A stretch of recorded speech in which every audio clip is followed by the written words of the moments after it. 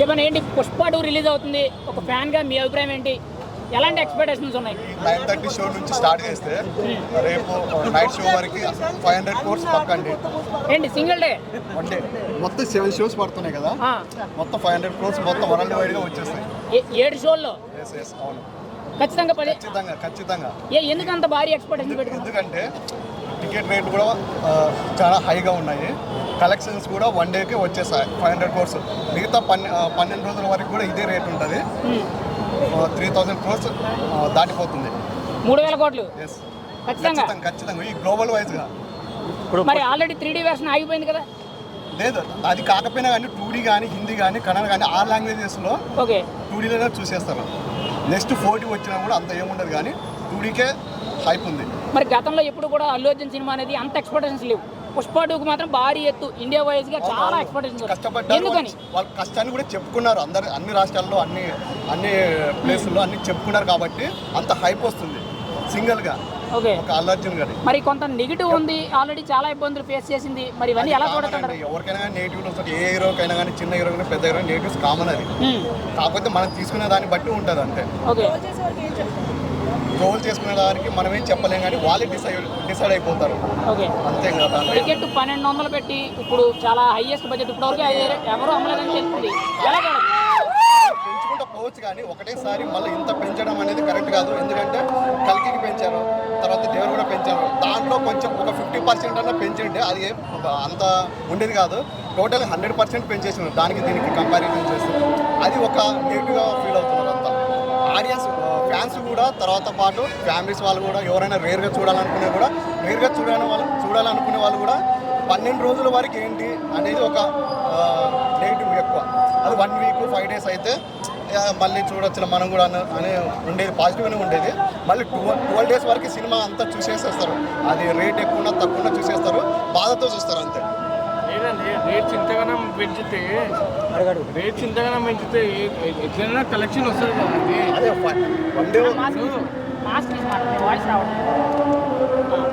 Rates ఇంతగానం పెంచితే collection ఎట్లయినా వస్తుంది కదా. ఎక్కడి నుంచి వచ్చారు? నేను యూట్యూబ్ పర్సన్ చెప్పు. ఓకే, టికెట్ బుక్ చేస్తున్నారా? బుక్ చేసుకున్నాను. ఎంత పెట్టారు? నా టికెట్ 490 రూపీస్, శ్రీరాముల థియేటర్, రేపు 10కి షో. ఓకే, పుష్ప 2 నుంచి ఏమి ఎక్స్పెక్ట్ చేస్తున్నారు? పుష్ప 1లో ఏదైతే సస్పెన్స్ ఇచ్చారో పుష్ప 2లో అదే ఎక్స్పెక్ట్ చేస్తాం, ఇంకేం ఎక్స్పెక్ట్ చేస్తాం. ఓకే, అంటే కొన్ని ఎపిసోడ్స్ గురించి బాగా వైరల్ అవుతున్నాయి కదా, ఆ ఎపిసోడ్స్ ఎలా ఉండాలనుకుంటున్నావు? అది అంటే ఎపిసోడ్స్ ఎలా ఉంటాయంటే ఎపిసోడ్స్ అనేవి కూడా బాగుంటాయి, కాకపోతే కొన్ని సీన్స్ హాలీవుడ్ రేంజ్లో తీశారు. బాగా బన్నీ ఫ్యాన్స్కి అయితే బాగా నచ్చుతుంది, ఎంజాయ్ చేస్తారు. సాంగ్స్ అయితే చాలా బాగుంటుంది. అంటే ఇప్పటివరకు మనం సాంగ్స్ అన్ని కూడా నార్మల్గా యూట్యూబ్లోనో హెడ్సెట్ పెట్టుకుని అట్లా వింటాం, థియేటర్లో వినే ఫీల్ వేరే ఉంటుంది. మలయాళంలో వచ్చిన లిరిక్స్ సాంగ్ ఒకటి ఉంది కదా, ఫీలింగ్స్ సాంగ్, అదైతే చాలా బాగుంటుందండి. థియేటర్లో ఎక్స్పీరియన్స్ అయితే చాలా బాగుంటుంది.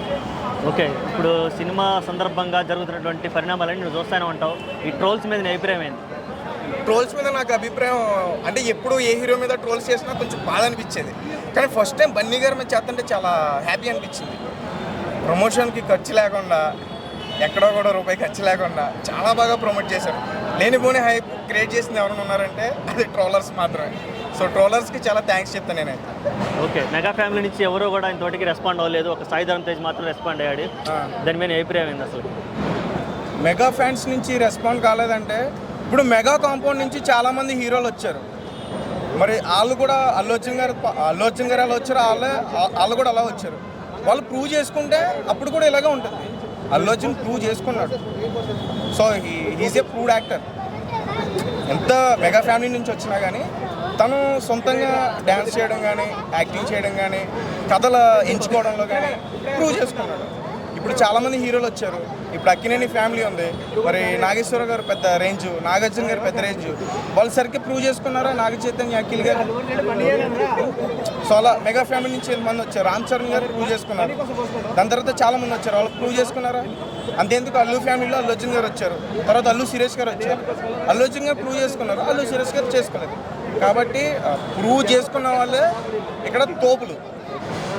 రామ్ చరణ్ అయినా, పవన్ కళ్యాణ్ అయినా, ప్రభాస్ అయినా, మహేష్ బాబు అయినా, వీళ్ళందరూ కూడా పెద్ద పెద్ద ఫ్యామిలీ నుంచి వచ్చారు. ఇండస్ట్రీ బ్యాక్గ్రౌండ్ ఉంది, వాళ్ళు ప్రూవ్ చేసుకున్నారు. మరి పవన్ కళ్యాణ్ గారు కూడా మెగా ఫ్యామిలీ నుంచి వచ్చారు కదా, అని ప్రూవ్ చేసుకున్నారు, టాప్లో ఉన్నారు. ఇప్పుడు కూడా అల్లు అర్జున్ గారు ప్రూవ్ చేసుకున్నారు కాబట్టి వరల్డ్ వైడ్ ఫ్యాన్స్ వచ్చారు, అతను ఆదరిస్తున్నారు. ఓకే, ఫస్ట్ రోజు ఎన్ని కోట్లు కలెక్ట్ చేసింది అనుకుంటున్నాను? సినిమా ఫస్ట్ రోజు ఎన్ని కోట్లు కలెక్ట్ చేసింది? ఆల్రెడీ బయటకు వచ్చేసింది కదన్నా, ఆల్రెడీ ఒక ఫిగర్ బయటకు వచ్చేసింది. కలెక్షన్ విషయం పక్కన పెట్టండి, సినిమా బాగుంటే ఖచ్చితంగా అందరూ వచ్చి చూస్తారు. ఓకే, ఈ దెబ్బకి ఈసారి టాలీవుడ్లో రికార్డ్స్ అన్ని క్లియర్ అయిపోయి కొత్త రికార్డ్స్ ఏమైనా క్రియేట్ బ్రో ఏంటి bro Tollywood overall India bro, fan India cinema అంతా మొత్తం బ్రేక్ చేస్తుంది. దంగల్కున్న రికార్డుని అయితే కొట్టేస్తుంది, నార్త్లో కొట్టేస్తుంది. కొన్ని చోట్ల థియేటర్స్ ఇవ్వట్లేదు కావాలని. పుష్ప రేంజ్ ఏంటంటే వాళ్ళకి అర్థమైంది, కావాలని చెప్పేసి వాళ్ళు తొక్కుదామని ట్రై చేస్తున్నారు. బట్ కంటెంట్ బాగుంటే ప్రతి ఒక్కరు కూడా చూస్తారని నా ఒపీనియన్. ఓకే, ఎప్పుడు అల్లు అర్జున్ గారి ఎపిసోడ్ జరుగుతున్నా సరే ఒక పర్సన్ అయితే, ఇండస్ట్రీలో ఉన్న హాట్ టాపిక్ పర్సన్ అయితే ఎప్పుడు వచ్చి ఏదో ఒకటి చేస్తూ ఉంటాడు.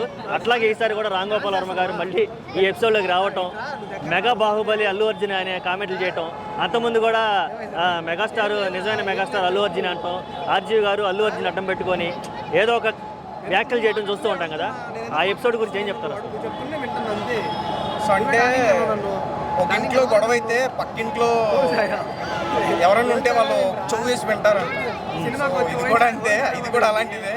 సో అంటే చిన్న చిన్న గొడవలు ఉండొచ్చు, ప్రతి ఒక్కరికి ఉంటాయి. రాళ్ళు వేస్తున్నారు, అర్థమైనా రాళ్ళు వేస్తున్నారు, తగిలితే మొన్నటి వరకు రాళ్ళు వేసారు, తగిలే కాసేపట్లో తెలుస్తుంది ఎలా ఉంటుందో బొమ్మ. కాబట్టి వాళ్ళ గురించి ఎంత తక్కువ మాట్లాడితే అంత మంచిది. ఉన్న కేసుల గురించి చూసుకోమనండి, ఎవరో పోలీసులు వచ్చి మొన్న చుట్టుముట్టేశారండి, తర్వాత మిగతా విషయాలు. Okay, thank you.